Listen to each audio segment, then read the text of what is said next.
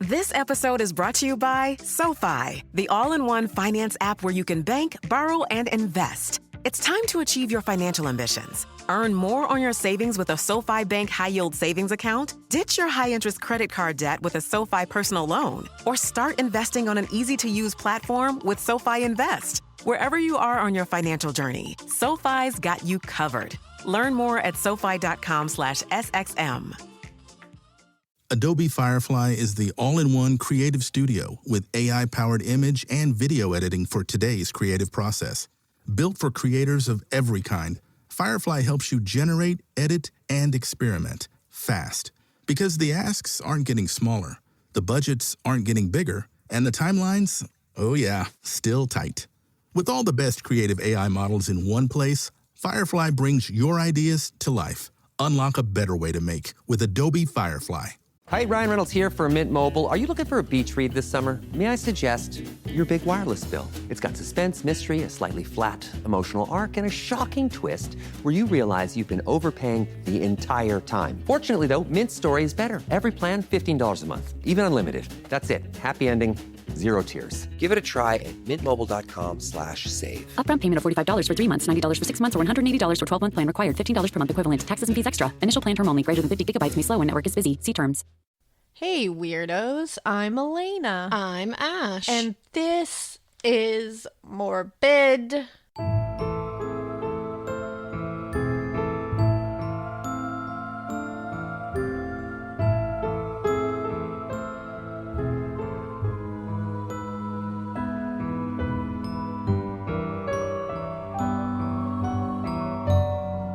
And it's Alaina-centric. It's Alaina-centric, so sit down and take a seat and get comfy. Yeah, unbutton your pants, because I bet you just ate a lot of stuffing. Because while we record this, Thanksgiving hasn't happened yet, but by the time you get it, Thanksgiving has happened, so... That's weird. Thanksgiving was delicious, everybody. Oh my god, Alaina's the best cook. I loved all the things that she made. Everything came out perfect. It was a breeze. Oh, nothing lit ablaze in the kitchen. My charcuterie boards were a hit. They were. The ones I pinned on Pinterest. There you go. As I was looking up curses, too. My on the garlic side. butter rub on my turkey just made it the moistest.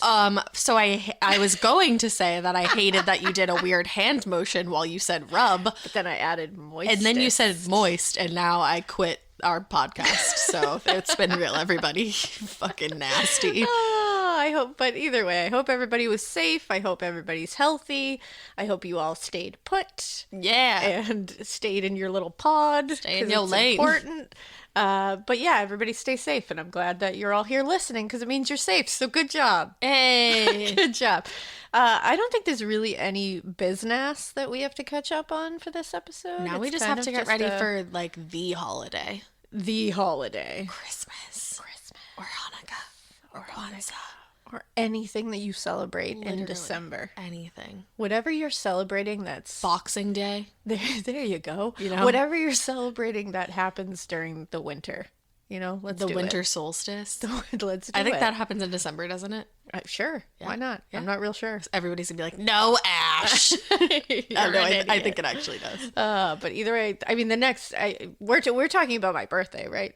That was the holiday we were talking about? Yes. Correct? Yeah. Okay. I was just making sure. Obviously. The one everybody celebrates. The biggest holiday coming up. Alaina's birthday is 3 days after Christmas. Yeah.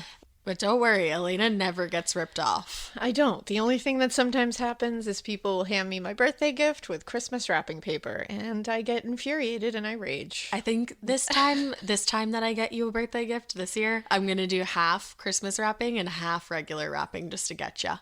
I'll be very angry. We're going to get a new P.O. box and everybody send Alaina Christmas gifts Don't wrapped do it. in birthday gifts wrapped in Christmas wrapping Don't do paper. It infuriates me. Do it, infuriator. I want birthday wrapping paper. What is so hard about it? Why does everyone else get birthday wrapping paper and I still get Santa Claus? I don't understand that. At least you're getting gifts. Ugh.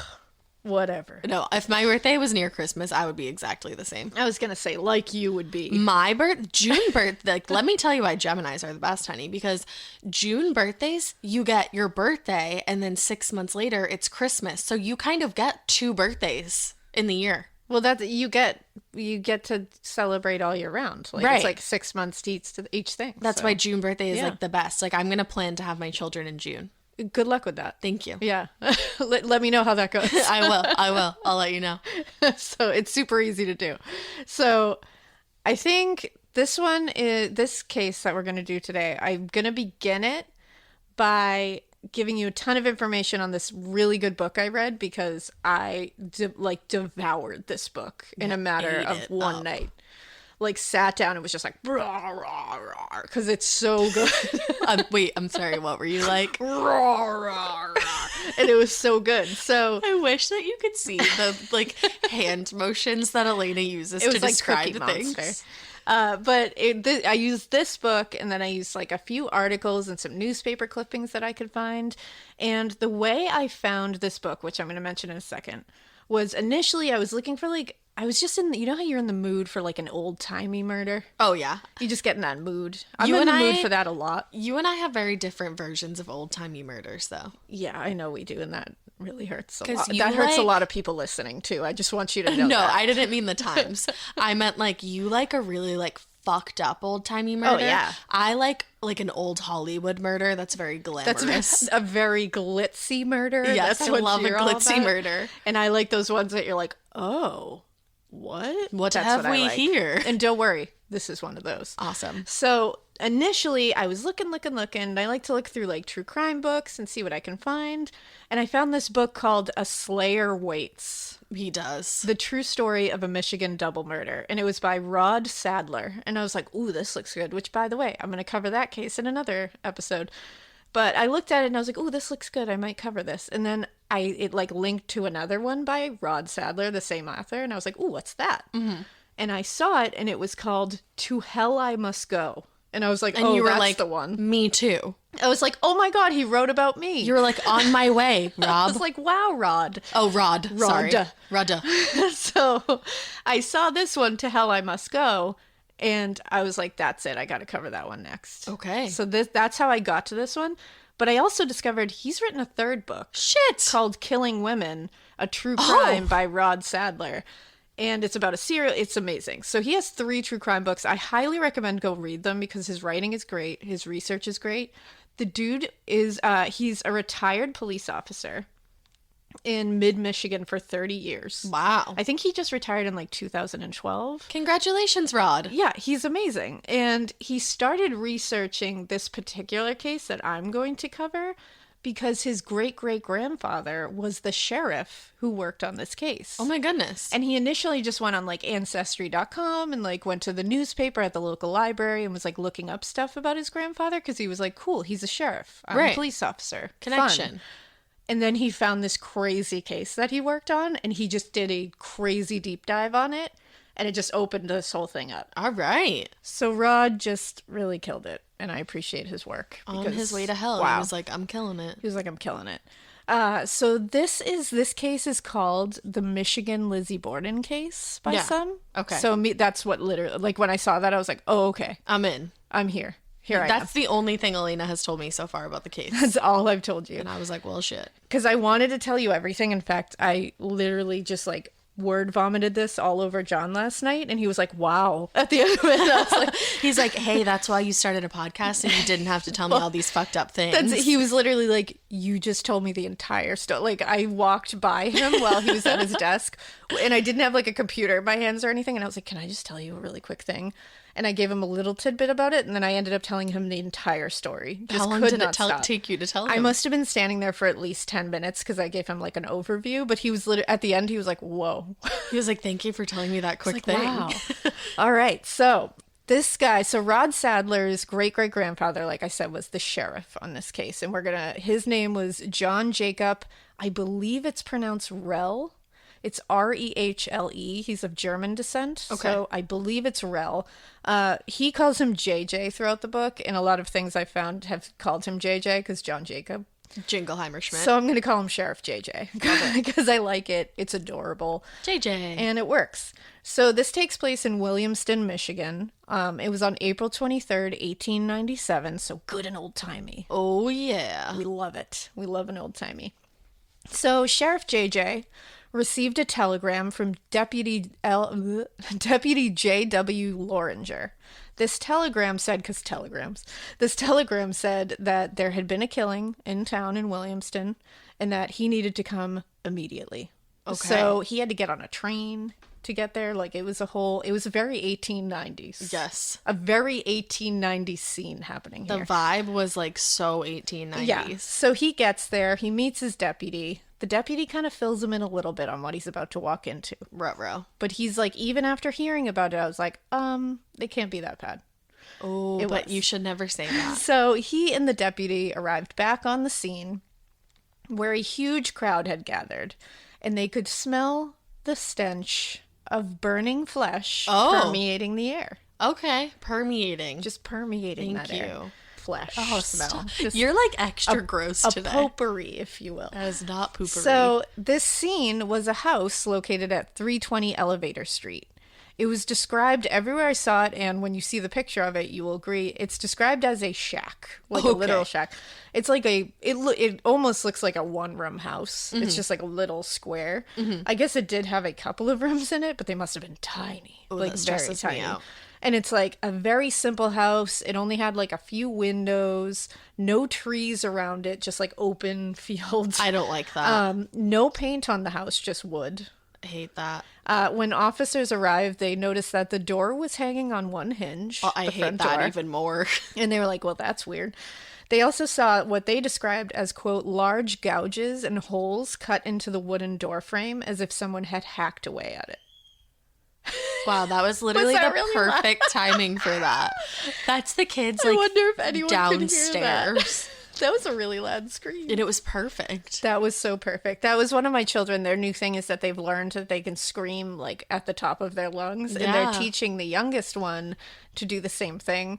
So it makes for a really, really calming household. Yeah, the environment is so chill here every single day. Always. I'm like, a good thing I dye my hair gray because it's probably just actually gray at this point. 100%. But either so no one's like in trouble, by the way. That was a happy scream. Yeah, don't worry. But it really set the mood, though. It did. So thank you for that. Final girl vibes. Yeah, I love that.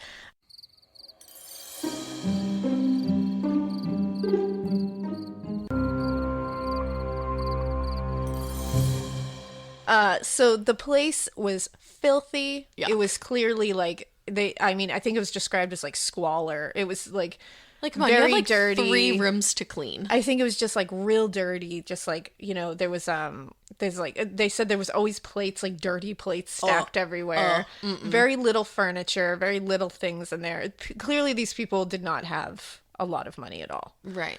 Now, as soon as they went inside, they noticed a ton of blood pooled on the ground as soon as they walked through the door. They also noticed that there was a ton of clumps of gray hair stuck in it. Shut up. Ew. And in the floor were deep gouges, like a sharp instrument had struck the floor several times. What the fuck? Covered in blood. The couch was soaked. There were things overturned and thrown about. Like they saw a picture frame that was shattered and covered in blood. The picture frame had no photo in it. Ooh, I don't like that. There was also a huge blood trail leading from the front door to the back of the home where someone had clearly been dragged. Good. Blood had soaked through the carpet. It splattered on the walls. They said it was the worst thing they had ever even imagined. Yeah, in the 1890s. Oh, yeah. Now, as they entered the kitchen, which was in the back of the house, they were met with a corpse on the floor. Okay. Now, this corpse was barely able to be seen as a human upon first glance because it had been burned and the clothing had been melted into it. They could really only see like hands sticking up in the air. There were slippers melted into the feet, clearly slippers. Oh, so that tells me old. Yeah, although I'm wearing slippers at this very moment. Well, let's not just assume, It makes an ass out of you and me. But it was clear that the killer, because they could smell kerosene, it was clear that the killer had used kerosene to light the fire. And then it had been doused several times with water to put it out. Oh, it was missing its head, too. Oh, okay. Yeah. Okay. Yep. That was like when they were like, oh, whoa, doesn't have a head. Good. They noticed that there was water all over the floor. Like all over the floor. Like buckets of water had been poured onto this floor. And they were like, what the fuck is going on? So this person started a fire in the house and then put out said fire? We'll find out what exactly happened. Because that's wild. But yeah, so they're like, wow, okay, that's alarming. What's going on here? So they looked at the table to the left of them, and there were dishes like all over with rotting and disgusting food all over it. I don't like that at all. Then sitting on a platter in the middle of the table as a centerpiece with a fork and a knife set out next to it was the severed head of an old woman. Eyes wide open, surrounded by what looked like liters of blood. What? She had been set to look at one seat at the table. What? Her hair was completely red with blood. What? Yep, like mouth open, eyes open, just staring blankly into one of the seats at the table. What? What now? Like, ew. Yeah.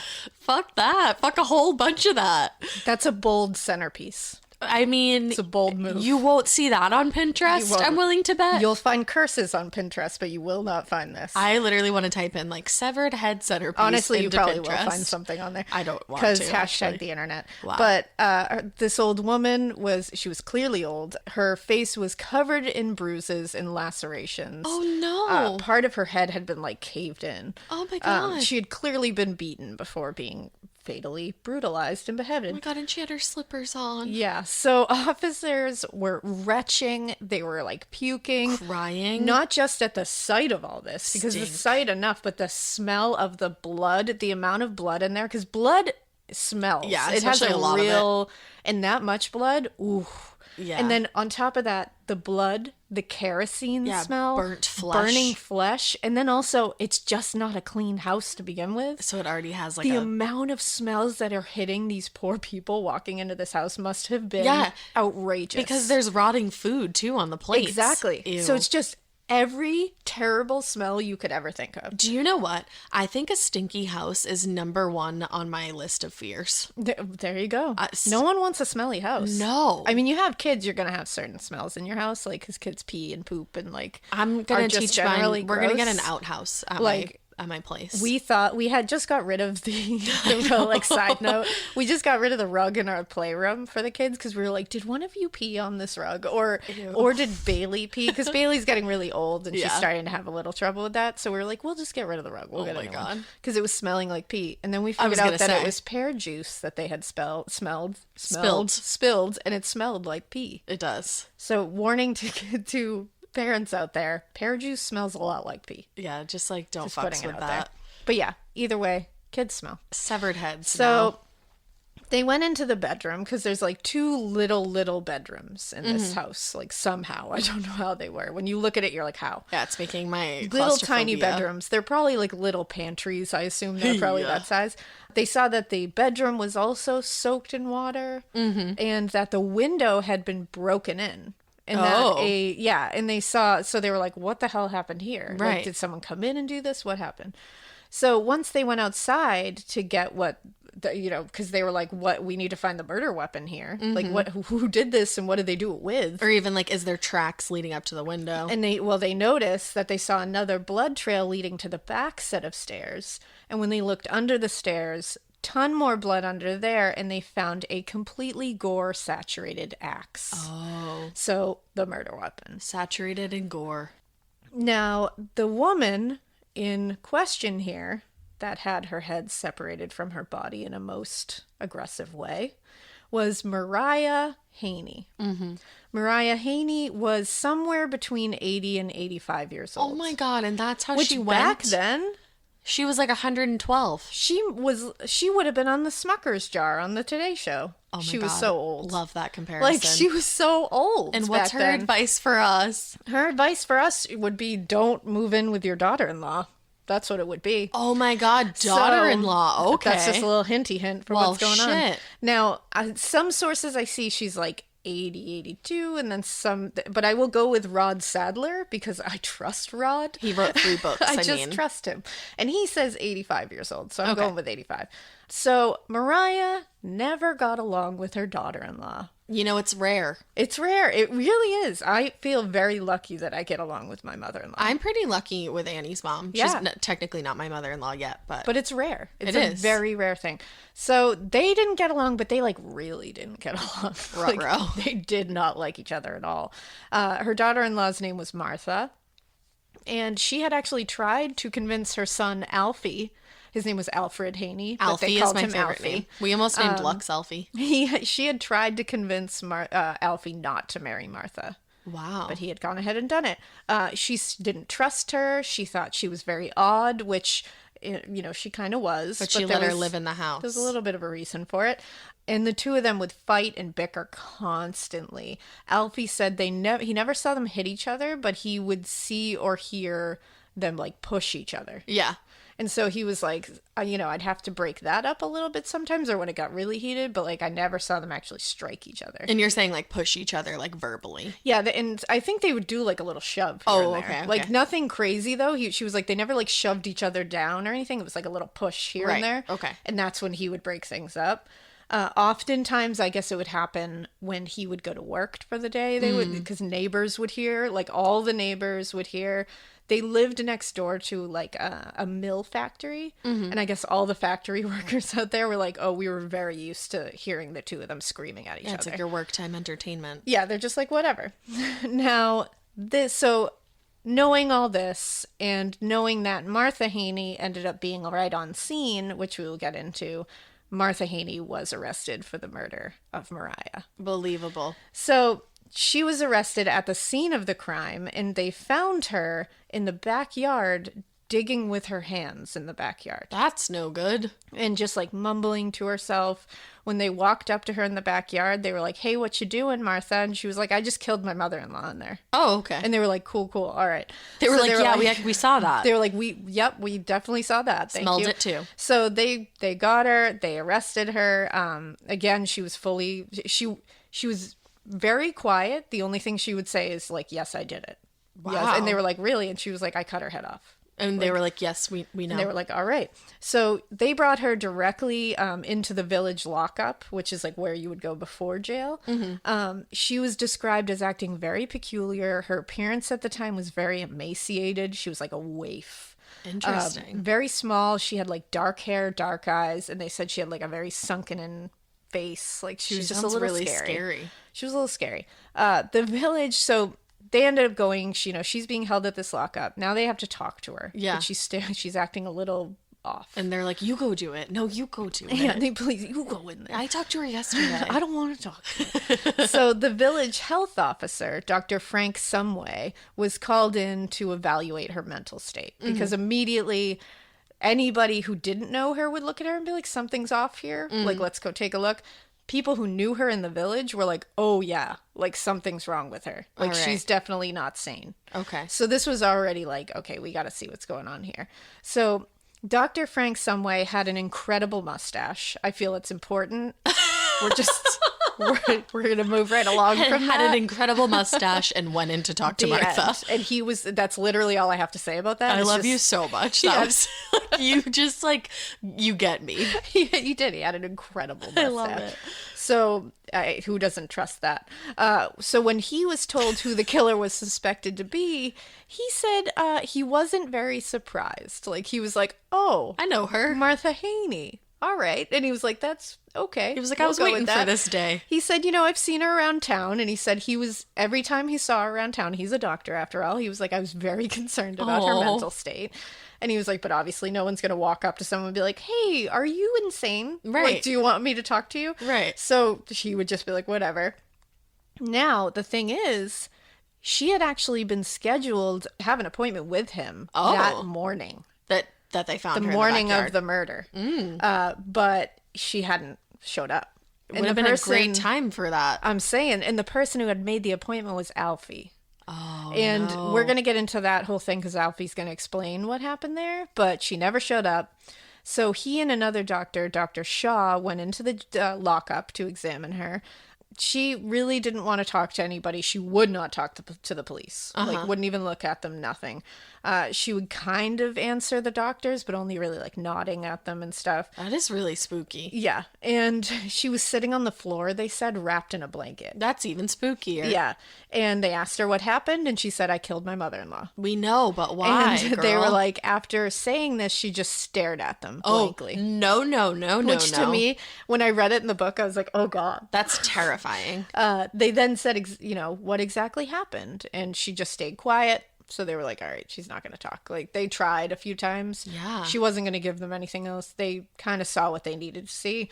As they were leaving, she was like, wait. No. And they were like, what? We're done here today, Martha. Adobe Firefly is the all-in-one creative studio with AI-powered image and video editing for today's creative process.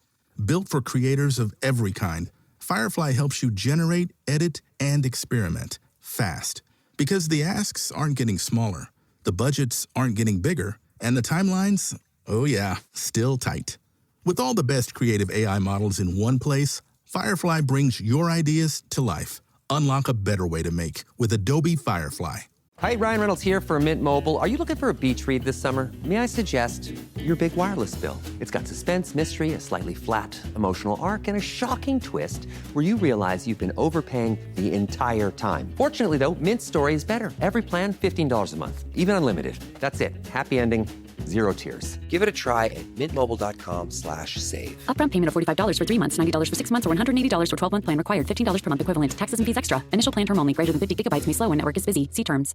And she was like, all right, here's the deal. We argued something about a photo, and which I'm going to get into the details later. I knew that was going to come back. Yeah, something about a photo that she had put in a frame that belonged to Mariah. Okay. And she left out the part, like a big part of this, but she's like, yep, I put this photo in the frame. She was pissed when she saw this, and she hit me. Okay. So she said, we got really angry. I was really angry at her for that. We started screaming.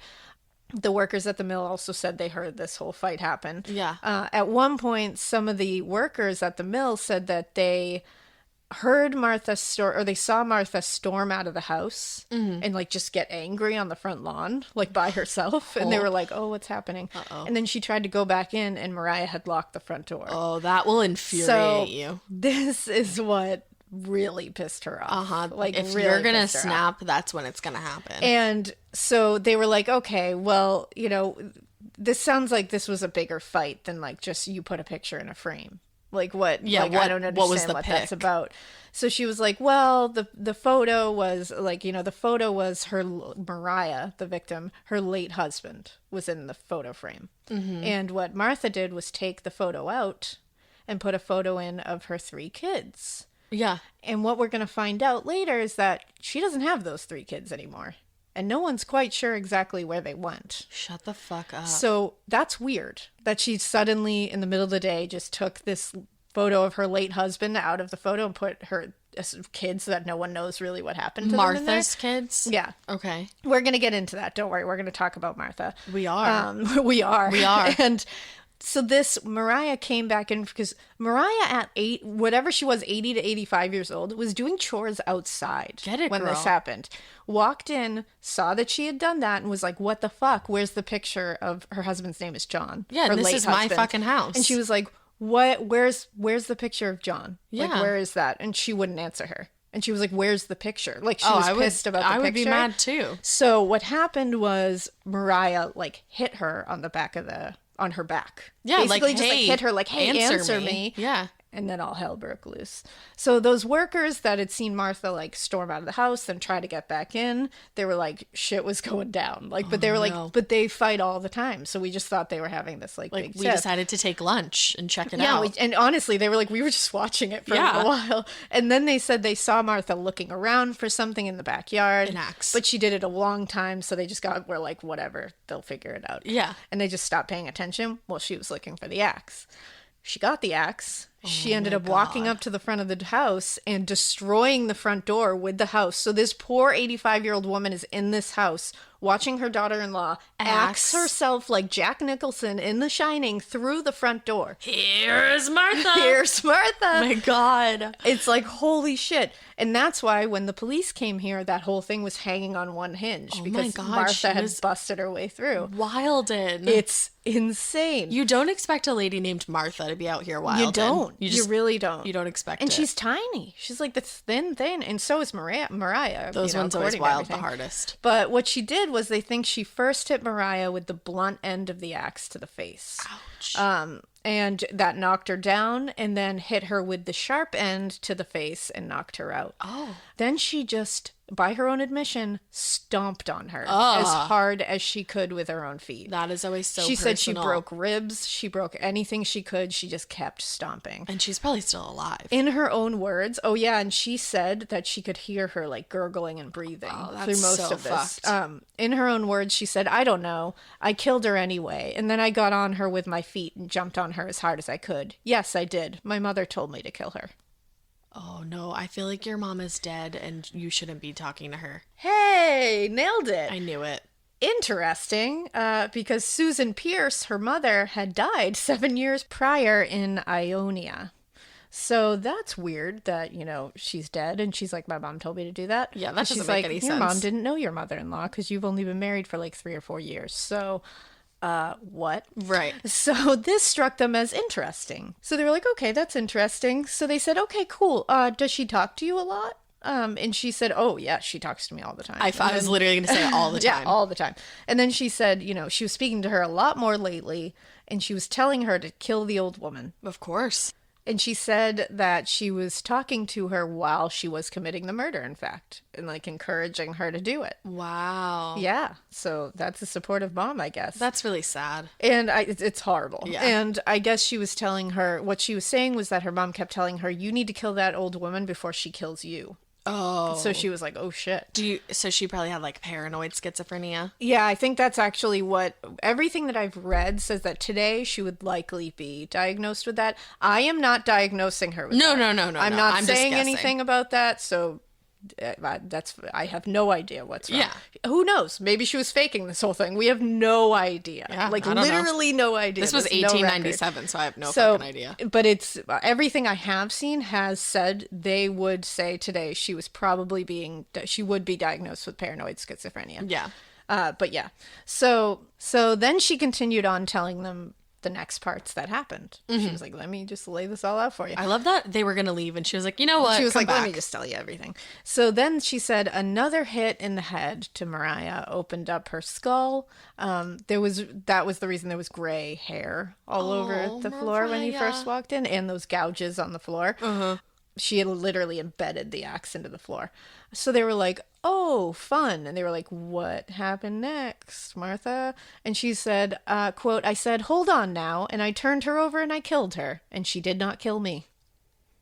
Nope, she did not. You're here right now telling us. Correct. Accurate Absolutely. information. All right, true. So she said 2 more blows severed her head from her neck pretty cleanly as she lay there on the floor. Then she picked up the head by the hair and placed it on a platter on the table. Why? She also intentionally set Mariah's head to face Alfie's place at the table. That's weird. Because it was supposed to be a gift to him. Oh, so she's mad at Alfie too. Which by all accounts, not really sure why. Okay. They didn't really, there was no like indication that they were, he was violent or anything. Well, with people that hate their mother-in-laws, I feel like that's a thing. Well, and I think this is also definitely just mental illness. Yeah. I mean, I think this is just all that. Yeah. She said that she was then worried about what to do with the rest of the body because, I have a head on a plate. What do I do with the rest of it? Because she was like, I can't bring it outside because the mill workers are going to see me dragging it outside. Yeah. So she did have the forethought to think that. So she was like, all right, I'll just pour kerosene from the oil lamp in the other room on her and light her on fire. Now, according to Hell I Must Go, she used coals from the stove in a heated frying pan and put them between Mariah's legs and let it smolder and create a fire. What? Which I thought was interesting because when I first heard she lit the body on fire, I was like, how though? Like, yeah. How did she do that? but that's crazy. She just lit coals in a heated pan and put it under her, like between her legs, and then it just smoldered and caught fire. This is really fucked up to say, but she literally made her like a heat. I forgot the word. Yeah, she did. She like, did that. What are those stoves called that like people in Maine have in their houses? Like a coal burning stove? No, it's a different thing. I don't know. You wouldn't get it. She just made her one of those stoves. She made her. I forget. Unfortunately. Now, so they were like, okay, thanks, Martha. And when they left, they were like, yeah, I'm pretty sure she's not sane. I think we can both say that. So let's talk about Martha Haney, who she is as a person. I thought we just did. No, we're going to talk about her before this. So Martha Haney was somewhere in the middle of 7 children. Her siblings were Richard, William, George, Esther, Florence, and Audie, who died at the age of 12. Oh, those are all really cute names. Now, by all accounts, she had like a terrible childhood, but there's no information about it. We don't know why it was terrible. You don't know how terrible, just it was terrible. Okay. So it's like, okay. In fact, her brother Richard, who comes up later, had said, that he knew what she had endured her whole life in childhood and like was really sad that this is who she had become. Okay. But like nothing else than that. Now, when she was only 16 years old, she married a 21-year-old, a man named John Woodard in 1884. They had 3 children. He left, but no one could tell where the children went. That he didn't take them? He did not take those children. She had told Alfie that the 2 older children were living in Ohio and Pennsylvania, having been given up for adoption. But the youngest was the real mystery. Alfie said that the story he heard, and a lot of other people heard from her own parents, was that she left one day with the child, who was under the age of 2, and was her youngest, and she returned a couple of days later without that child. Okay, so she killed that and child. she said she gave it away.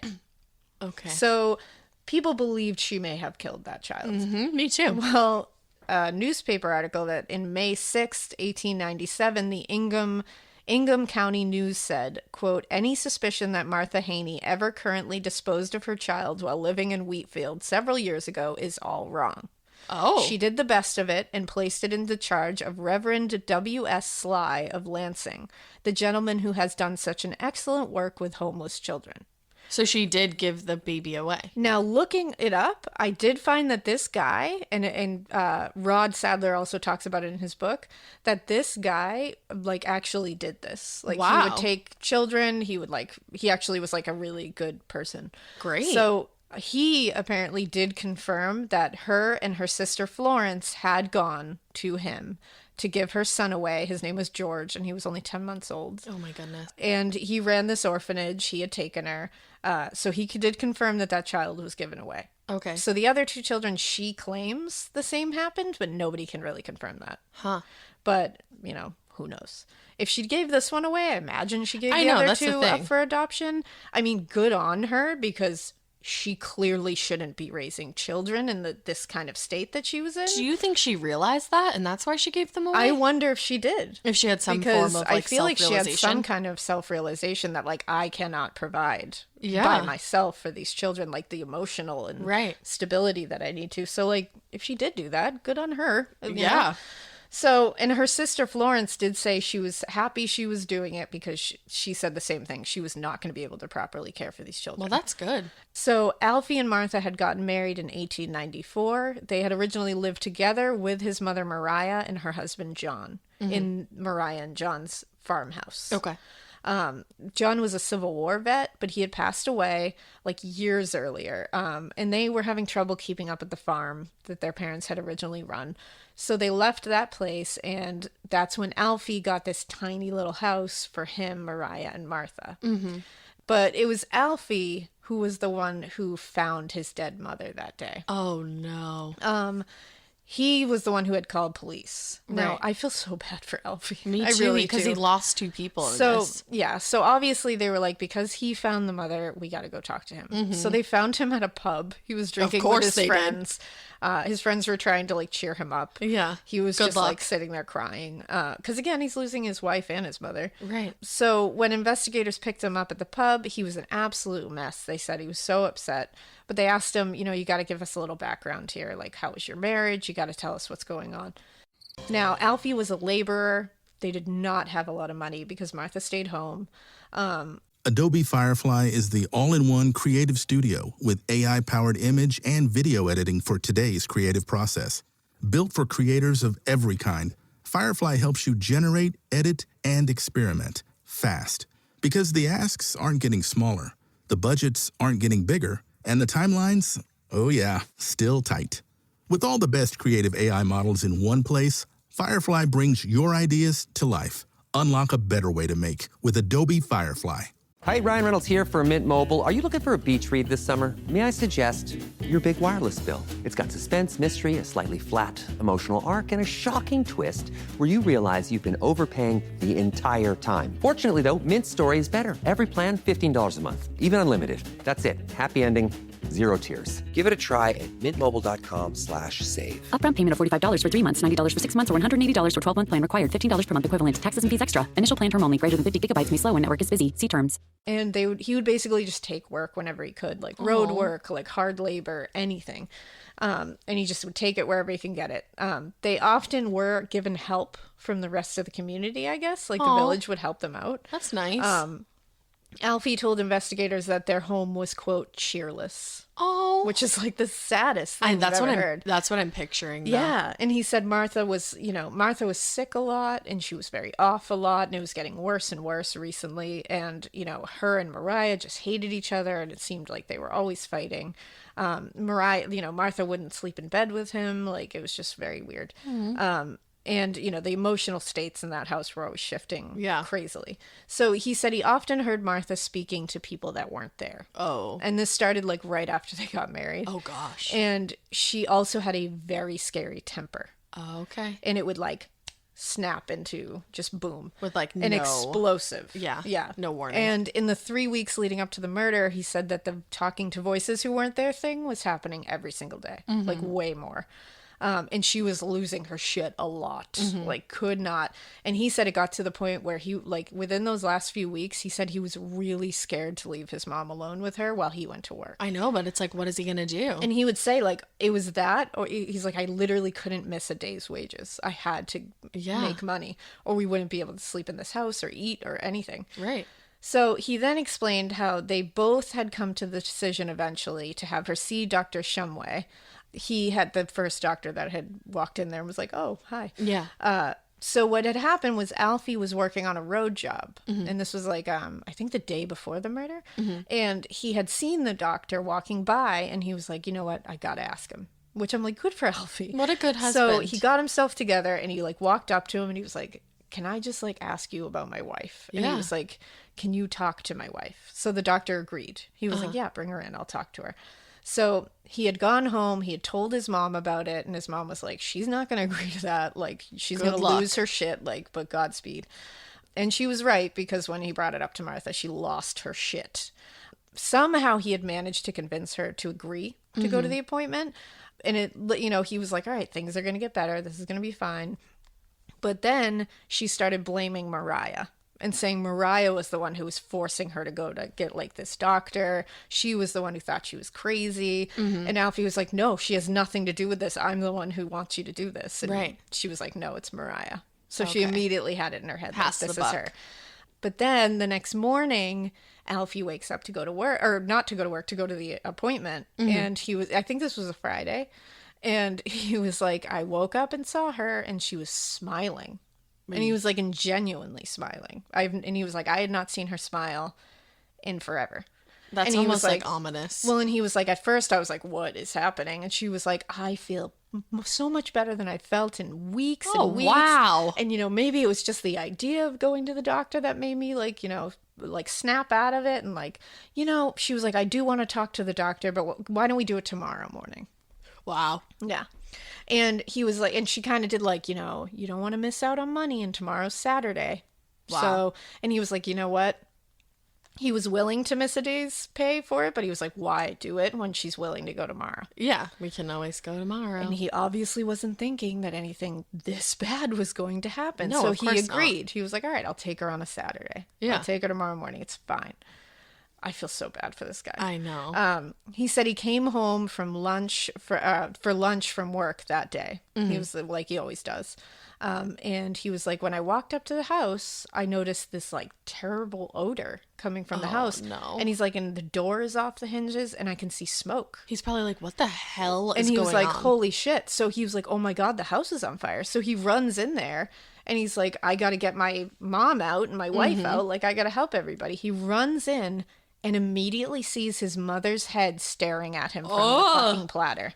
So neighbors said that, and the people at the mill said they heard his blood-curdling scream. Can you imagine? And they saw him run out of the house because he was running straight for the sheriff's office. He Yeah. was like, fuck.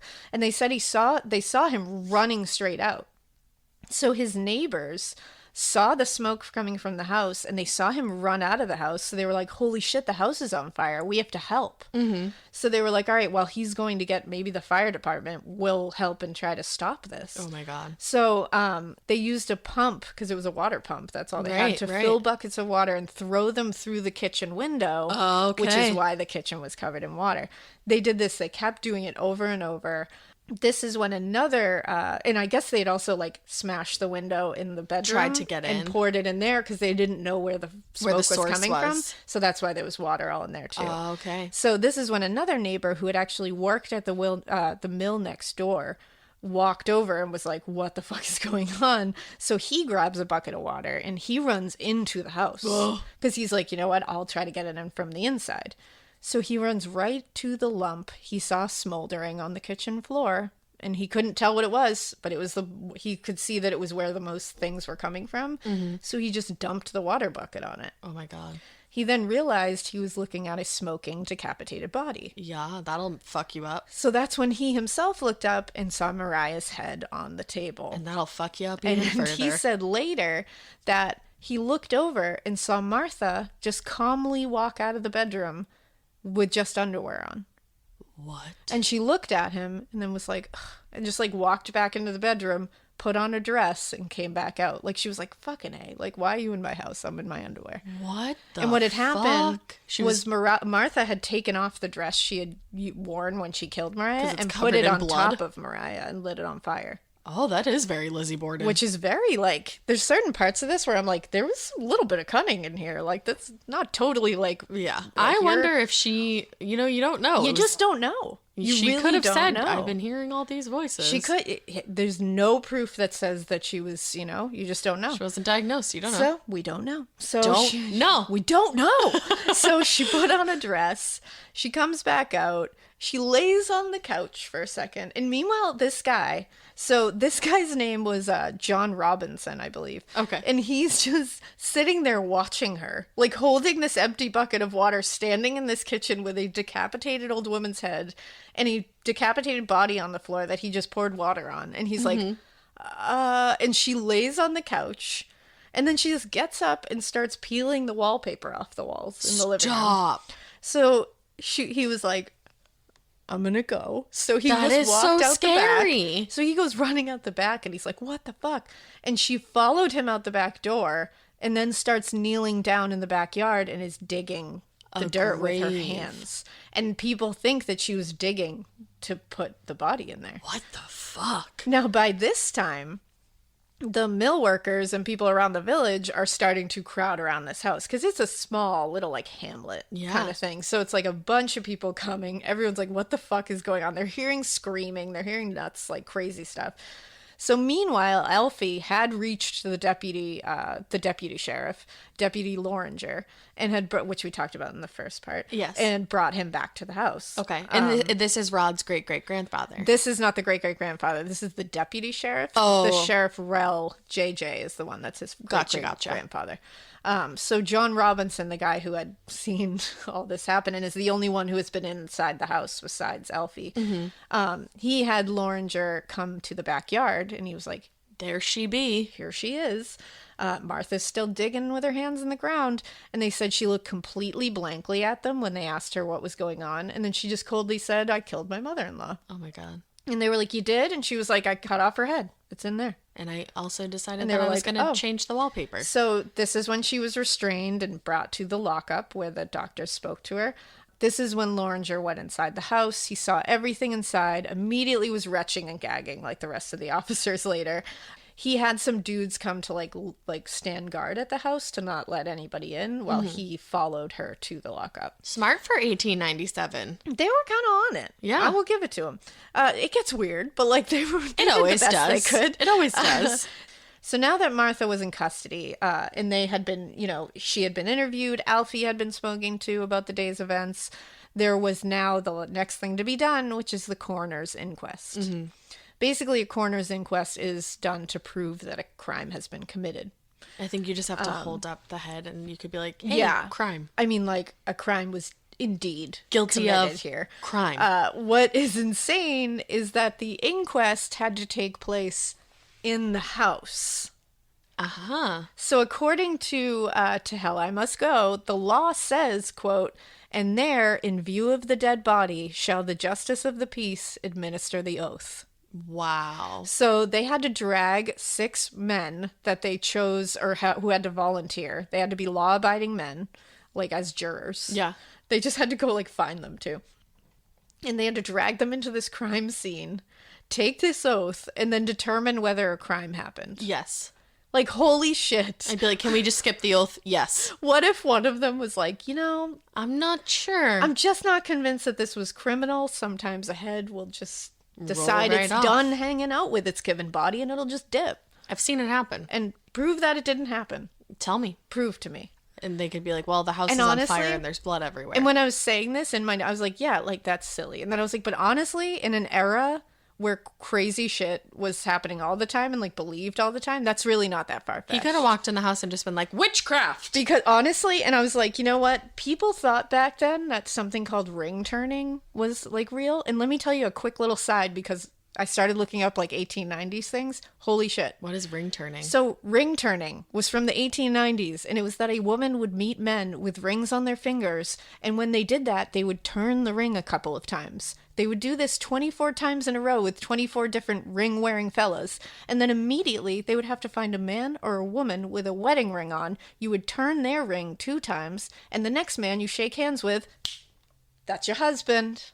So all you have to do is find 24 men and then turn their rings around, and then you have to... Then you have to find a married man or woman, turn their wedding ring twice, and then the next man you shake hands with, that's your husband. So basically you just have to turn 25 rings. Yeah. Okay. Yeah. Simple. Good to know. But people believed that then, so honestly, it's not shocking to me that they had to have this very formal coroner's inquest in the crime scene to be like, yes, a crime committed here. Life was weird. Yeah, life was real strange for them. So either way, back to the task at hand. So these 6 jurors were just 6 law-abiding dudes that they just ran downtown and grabbed out of a pub somewhere. I'm surprised they didn't just like go to the mill. How awesome would that be? Like, you would die to be one of those people. Want to come down to the most gnarly crime scene ever fathomed and just tell me whether it's a crime scene or not? You would be that bitch in the corner of a bar, like sipping on a brew, and you'd be like, "Oh my god, I want to go so bad." I'd me, be like, me, hold me, my beer, over I'm here, coming. pick me, and they'd be like, "You're a woman. You're a woman, and you've shown your ankles. Arrest her." They'd be like, "What are you doing in a pub? Get the fuck out." I'd be like, God damn. Go have a baby. No, I would be on that. I would go get a fake majestic mustache and I'd be like, me, I'm the one. Tis I. Bring me there. So the law for this says, quote, "The jury, upon inspection of the dead body, and after hearing the testimony of the witnesses and making all needful inquiries, shall draw upon and deliver to the justice of the priests their inquisition under their hands, in which they shall find and certify when, in what manner, and by what means the deceased came to his death, and his name, if known, together with all the material circumstances attending his death. And if it appear that he came to his death by unlawful means, the jurors shall forthwith state with the guilty, either as principal or accessory, or were in any manner the cause of his death, if known." You lost me for a minute. I was literally thinking about what I was going to cook Honestly, for dinner. the only reason why I wanted to read that was because it says forthwith. Alaina's just going to put forthwith in all of the Forthwith. episodes. You're going to get to the end and she's going to be like, and forthwith. And forthwith, Keep I it say. weird. So they did manage to get 6 dudes to volunteer for this. Forthwith. Just went and grabbed him down there, brought him back to the crime scene, and I guess they were all like, "Oh, it really smells out here. I don't know if this is a great idea, Smells of guys." crime. I think she did it. Yeah, they were like, "I don't know if anyone really told us what this was about." No. So they're like, we're here. Let's do this. So the sheriff described the scene and the telegram he sent, and they determined that, yes, a crime had occurred. Yeah. Next was to take a look at Martha's mental state at the time of the murder. Yeah. Because now they've gotten the coroner's inquest over with. Because by all accounts, yes, a crime occurred. Crime. So they're like, let's look at Martha. The next morning on Saturday was Mariah's funeral at the Baptist church in the village. Like, That's boom, so right sad. away. 85, and That's is how you go out. I'd be so mad at Alfie. I'd be like, I told you. I stayed telling you. And I feel bad for Alfie, because then Alfie and his siblings, he had a brother Riley and a sister Louise, were in attendance, as well as many of the villagers, the whole community came I would together. be a little mad if I was Alfie's brother or sister too. I'd be like, I'd be a little mad. Can you pick them better? I'd be like, not a great choice. So Martha was transferred to the jail officially from lockup. She was good. almost catatonic, they said, just staring blankly, wouldn't even, no emotion. The sheriff and Sheriff JJ, Rod Sadler's great-great-grandfather, Yes. ended up sleeping on a cot outside of her cell in the jail that first night because he was worried. Wow. He was worried she was going to take her own life. He was worried that because she was losing her shit in there once she got put in the jail. She's not someone I would want to spend the night with. No, and she cried all night, or she paced, or just wailed. The next morning, she repeated to him that she had killed her and said that she had hit her. She said, my mother-in-law hit me in the back with something, and I thought she was trying to kill me. That's what she said. And she said that she would have killed me if I'd let her. I don't They were know. like, probably not. She was 85. But he was like, do you feel bad? And she said, no. And then she said, I don't feel bad because I didn't do it to be mean. Murder is always mean. It's never taken any other way Just other than mean-spirited. It's not a good deed. It's never taken as well, I didn't murder her with malicious intent. It's always mean. Yikes. You're mean. I hate to tell you. Meanie, number one, right there. It was mean what you did. Meanie Adobe Firefly is the all-in-one creative studio with AI-powered image and video editing for today's creative process. Built for creators of every kind, Firefly helps you generate, edit, and experiment fast. Because the asks aren't getting smaller, the budgets aren't getting bigger, and the timelines, still tight. With all the best creative AI models in one place, Firefly brings your ideas to life. Unlock a better way to make with Adobe Firefly. Hi, Ryan Reynolds here for Mint Mobile. Are you looking for a beach read this summer? May I suggest your big wireless bill? It's got suspense, mystery, a slightly flat, emotional arc, and a shocking twist where you realize you've been overpaying the entire time. Fortunately, though, Mint's story is better. Every plan, $15 a month. Even unlimited. That's it. Happy ending, 0 tears. Give it a try at mintmobile.com/save. Upfront payment of $45 for 3 months, $90 for 6 months, or $180 for 12-month plan required. $15 per month equivalent. Taxes and fees extra. Initial plan term only. Greater than 50 gigabytes may slow when network is busy. See terms. I'd be like, I'm sorry, it was kind of mean. I hate to break it to you, but you're kind of an asshole. But he also said that while she said this whole thing, she was grinning the entire Oh, time. no! Yeah. And she scares the shit out of me. She's real scary. I am terrified. Yeah, she's real scary. She was like, I didn't mean to be mean. And she does these things where you're like, oh, God, murder. Yeah, ew, I just got full And then all chills. of a sudden she'll flip into you're like, oh no, something's wrong. So it's like, everything is I wrong don't with know. this situation. She started banging her head against the steel bars. Oh no, Martha, To the point where she was bleeding and clearly trying to full herself. What the fuckery? And then she would go between singing and praying and screaming and crying. No. Clearly she was unwell. After she hit her head so hard on the bars, they talked to another doctor who said, he was like, oh yeah, I know Martha Haney. And then he was like, I tried to have her committed before. I tried to get someone to commit her. To help her. And he said he had actually encouraged her brother Richard to apply to have her taken into care. Mm-hmm. They don't know exactly what happened there, if he had tried or not. Mm-hmm. But he was like, I tried. I know about this lady. Right. Her brother Richard actually came to visit her in jail. And when she saw him, she claimed she didn't know him. Interesting. And he was like, it's me, it's Richard. And she said, no, Jesus got him. I don't know you.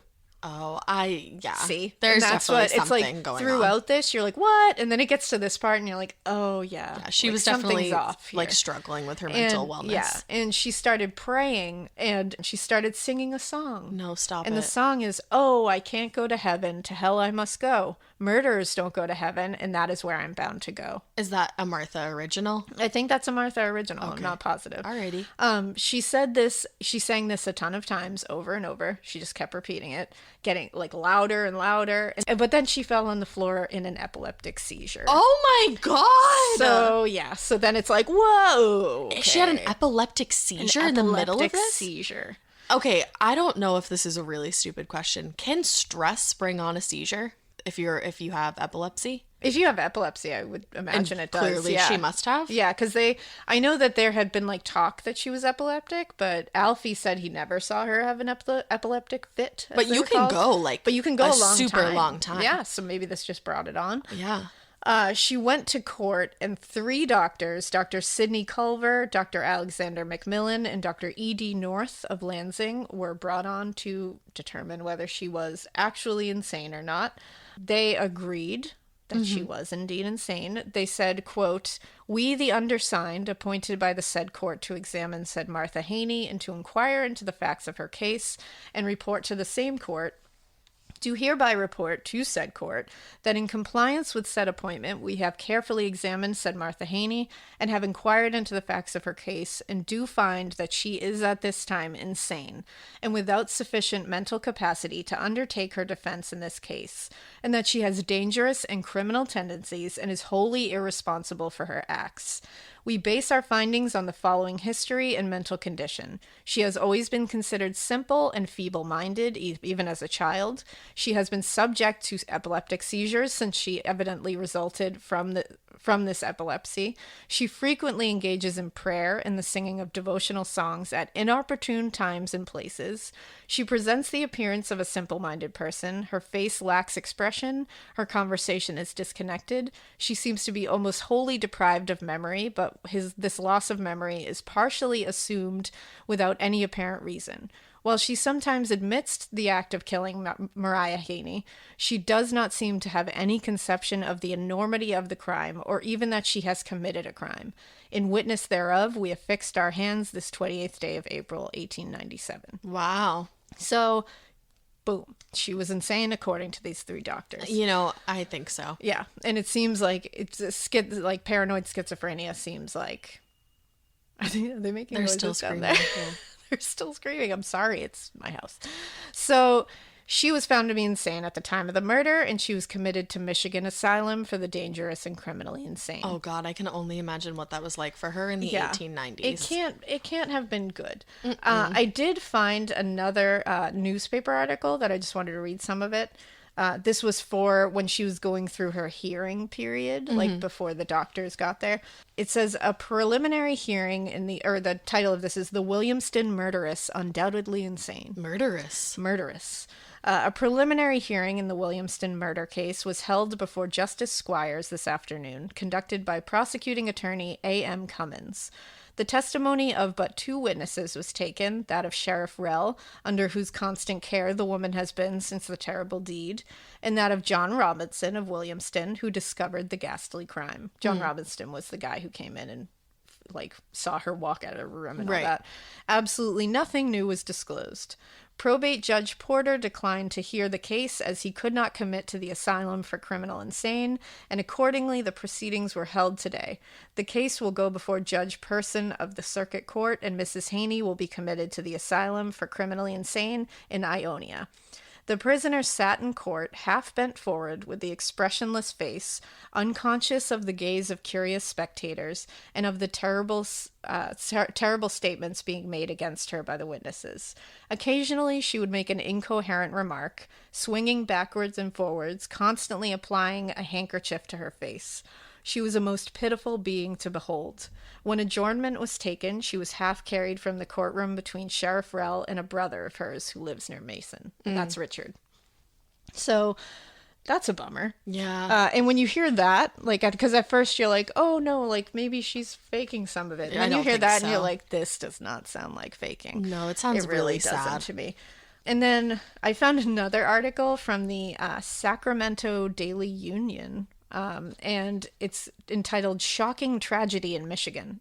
I love these old newspaper clippings. The They're like best. my favorite. It says horrible deed committed by an insane woman at Williamston, which Also, is like insane is just so mean. well, in this whole this is so outdated. This kind of language. Absolutely. Like horrible deed committed by insane woman. I mean, if you think about it, language from 10 years ago is like is outdated. Exactly. So 1890s. This is like whoa, Yikes. like, holy shit. And it literally says the worst crime in the history of the city and state. A woman decapitates her mother-in-law and places the head upon the dinner table in front of the son's plate when he sat down to eat. Yikes. Like, whoa. And I'll just read a couple of these things because old-time newspapers. We love. The people here were frighteningly shocked at the details of an awful tragedy which had just come to light. Never before in the history of this town, or of the state for that matter, has there been such a horrible crime perpetrated. It appears that Alfred Haney, a respectable and hard-working citizen here, returned home at noon today, and when sitting down to take his dinner, which that's not what happened. I was going to say, that's lies. Found his mother's head on a platter in front of him. His wife had gone crazy, cut off the old lady's head, and placed it before her husband for dinner. Haney was shocked, beyond expression, and for some moments sat in his chair in dumb horror. No. This is not true. Lies. Like, what a lying asshole Like, the this media person is. has always been filthy. Yeah. His great love for his mother and the thought of her frightful end almost caused his heart to stop beating. Oh, come on. With what passed through his mind will probably never be known, as he is a reticent sort of a man who seldom talks, except on rare occasions. Why do you think he And it's fucking seldom talks now? He probably doesn't want to talk to you about this shit. After remaining some moments in a dull stupor, he realized that something must be done. Something In a needs dull to be done. stupor. He jumped from his chair and rushing out of the house, he called on some neighbors for assistance. No, he did not. So then it just goes on, Haney had some enemies in town, but he did not think it possible that they could have been so fiendish as to murder his mother and then shamefully mutilate her. It doesn't even sound like he had enemies. Yeah, exactly. And then it says after a thorough search of the house, they found Haney's wife hiding in one of the upper bedrooms. This was a one-floor house. There was no upper bedroom. Like, there was no upper bedroom. And they found her in the backyard. Yeah, and it says it did not take very long for them to be confirmed of his suspicions. The woman laughed hysterically and said, "Did you see it?" Wow. Which I don't know if she said that. Maybe she said that to someone else. She may have. She then shrieked and laughed alternatively until the people who found her were only too glad to escape from her after locking the room securely so she could not get out. They just locked That's her not in true. the room. Okay. She was outside digging. Then it says a further search revealed the presence of a bloody knife hidden in one of the front rooms. No. Like, it's no just knife, crazy just an to me axe. that they got away with this bullshit. And then it says it appears they didn't get along very well. The old lady was inclined to be friendly with the wife, but the latter always said that she had no business in the house and ought to go and live somewhere else. Oy. When in actuality, it seems like they both hated each other. Yeah. Not that I'm saying she deserved anything. No. The mother, however, felt that she was entitled to a home with her son, and for that reason, she would not go. It says the wife had begun to act queerly. She would do the oddest things at all times, and it was then seen that she was verging on insanity. Her husband, however, and friends never for a moment imagined that she would contemplate murder. Once she was seen taking a big bread knife and running her hand over its edge, and as though to feel the temper. Her husband asked why she did that, and she smiled and said nothing. Which is like, who are you hearing this from? Well, yeah, like, what are your sources? Because they're all incorrect. Yeah. So it says, and then this. As far as her husband can find out, the deed was committed just before he reached home. No, that's a lot to set up before he reached the house. His mother was accustomed to taking a nap in the forenoon, and it is supposed that while she slept on the lounge, her daughter-in-law approached and severed her head with a big knife. No. I just had to read that because I was like, wow, that's so wrong. That's like where Get Your Facts Straight originated from. Like, that is very wrong. I'm astounded at how wrong that was. Like, wow, fact checkers. Yikes. Sorry if you heard a paper. I like printed out all these newspaper articles because I wanted to make sure to read them. That's so you. That's so me. So unfortunately, Martha was committed to Michigan Asylum for the Dangerous and Criminally Insane, which I think we can all agree that mental illness was probably not handled in a great, gentle, no, loving, understanding way back then. So I imagine it was not a great place. Definitely not. And once she got there, she was immediately diagnosed with consumption. So they were like, you've had consumption for quite a long time. Could that? That's the like how gaunt she looked and how she was losing weight. She had a constant cough, and they thought she was coughing because of the smoke from the crime scene. Right. But then Alfie was like, no, she's had that cough. Oh, wow. So she had consumption, and tuberculosis was like huge back then. So they were like, oh, good. So it went diagnosed and undiagnosed and untreated for I wonder how if long? that made her mental health worse. Who knows? And it's like, and so she ended up dying 17 months later of consumption. Wow. Yeah. And her, like another little snippet I found on like findagrave.com. I always go to that when I do Someone had cases. posted like a newspaper clipping, and it said Mariah Haney, the woman who in April 1897 cut off her mother-in-law's head, which is like, wow, what a way to be known, at Williamston, and had it on a platter at the table when her husband came to dinner, died at the Ionia Asylum of consumption last Saturday night. She was not a troublesome patient, but has been very insane ever since she was sent to Ionia. Yeah. Way to write. She has not been troublesome, but she has been very insane since she got there. Not It's troublesome, just insane. just very insane. Like, Maybe they're thank saying you. just like very sick. Super insane since she's Very got here. Like very unwell. nice. Well, 3 years later, Alfie met a woman named Alice and fell in love. Alfie and Alice were Alfie and destined Alice. to be together. Yeah, I mean, they like, were. Come on. They moved in together, and then people saw them move in together, and they got in trouble because they weren't married. So they were legit arrested and charged with lewd and lascivious cohabitation. Yes, that was real. Wow. Also, lewd and lascivious cohabitation, band name, I call it. Lewd and lascivious. Lewd and lascivious cohabitation, taking the stage. Wow. So he pled Wowee. guilty to it. He was like, guilty as charged. I have lived with this woman. And was sentenced to 10 months. We've in been jail. living lewd over here. We have been lewd and lascivious for days. Alice got 8 months. Wow. Yeah. And when they got out of the clink, they got married. I believe So it. good on them. They got married. Seemingly everything was cool. They should have just given them the chance to get married right then and there. I know, like just marry. It's fine. Right. So the Haney house, where it all, the house where it happened, that was around for quite a bit. No, thank you. It's at 320 Elevator Street, but was burned down by the Williamston Fire Department in 1990. Ironic. But the foundation still stands. You can find the In the 1990? place. 1990. Wow. So it was around until 1990, the entire structure. So another And 100 years. People had lived in that house after No, that. that's not a good Which, idea. no, thank you. I would be good with that. Bad ideas all around. So that is the story of Martha Haney. Girl. It's insane. Also, I was like just literally thinking this the entire time. I did not know that Mariah was like an older name. Yeah. I thought that was like originated from Mariah Carey. Yeah, totally. I thought that's when it really hit Mariah big. Carey was like, me. Because I'm I the feel like first. everyone I know named Mariah is very trendy. I mean, who knows if Mariah Haney, maybe she was a trendy lady. She gives trendy You vibes. don't know. I You don't know. I don't. You don't. All you know is that she was a kicking at like 85 Yeah, back I in the was- 1890s. I did know that now. She didn't deserve it. And you know what? Martha Haney, it sounds like, was a very ill woman. This was a very in sad many ways case. And it's like she was ill in many ways, physically, emotionally, mentally. She was ill. Yeah. And unfortunately, she lived in a time where it wasn't exactly easy to take Seek care guidance. of or to manage, or it was. I didn't even know what that was, I bet. And you could literally, people thought that mental illness came from being poor sometimes. They literally were like, oh, poverty makes you mentally ill. And it's like, no, that's not what that is. No, I think like a lot of rich people are also struggling. So, affluenza. But Oh my God, do you remember that? Oh, I remember that. Oh my God. Yeah. So I feel bad for everybody involved here. It got a bum rap. They did. They really, Mariah, most of all. Bummist. Alfie, for Oof. sure. But you know what? He lived happily ever after the end. I'm glad he got at least a little bump. bit of Little bump in the little road. bit of a happy life after that. Or from what I could see, I couldn't find anything else that said, besides his arrest for lewd and lascivious cohabitation.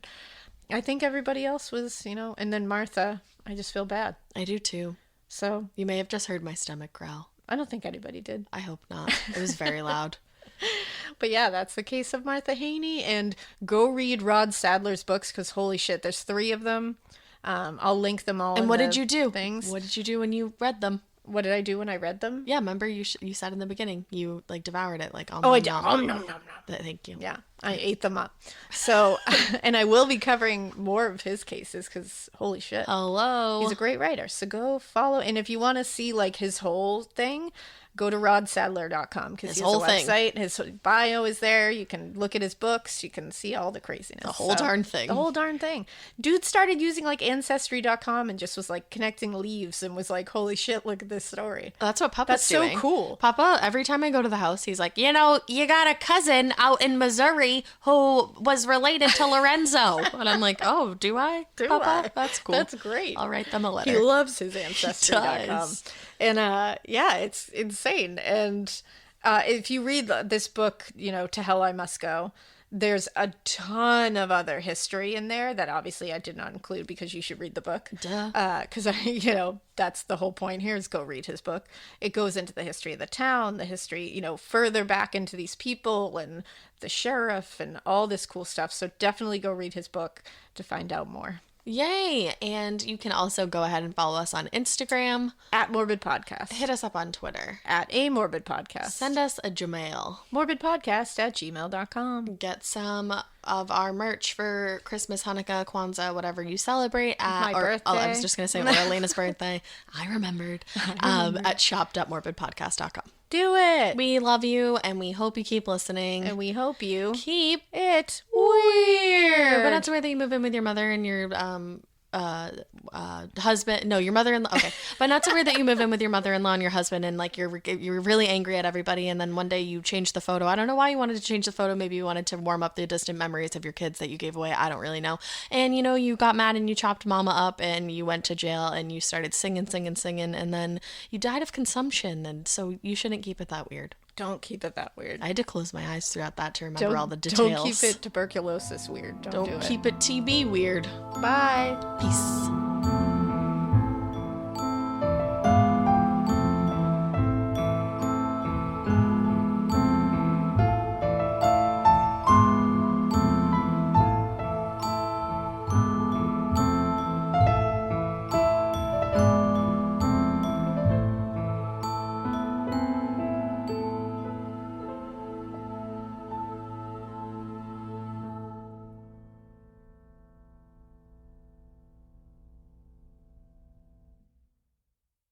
Introducing Taco Bell's new jalapeno citrus salsa with bright citrus, real red jalapenos, guajillo chiles. Usually, you add sauce to the food, but when the sauce is this good, the food is just there to get the sauce to your mouth. That rolled quesadilla, not a rolled quesadilla anymore. Now it's a sauce shovel. Taco Bell's jalapeno citrus salsa. Get it with any item on the Cantina chicken menu while it's here. At participating U.S. Taco Bell locations for a limited time only. While supplies last. Contact store for availability. Nothing beats tradition, like weekly game nights at Mom's house. And Tostitos, crafted with masa made the traditional way, starting with whole corn kernels, with flavors worth gathering around, like a hint of lime and Mexican street corn, and no artificial colors, flavors, or preservatives. That's the Tostitos way. Bring Tostitos to your next game night, and you'll be winning either way. Tostitos, tradition matters.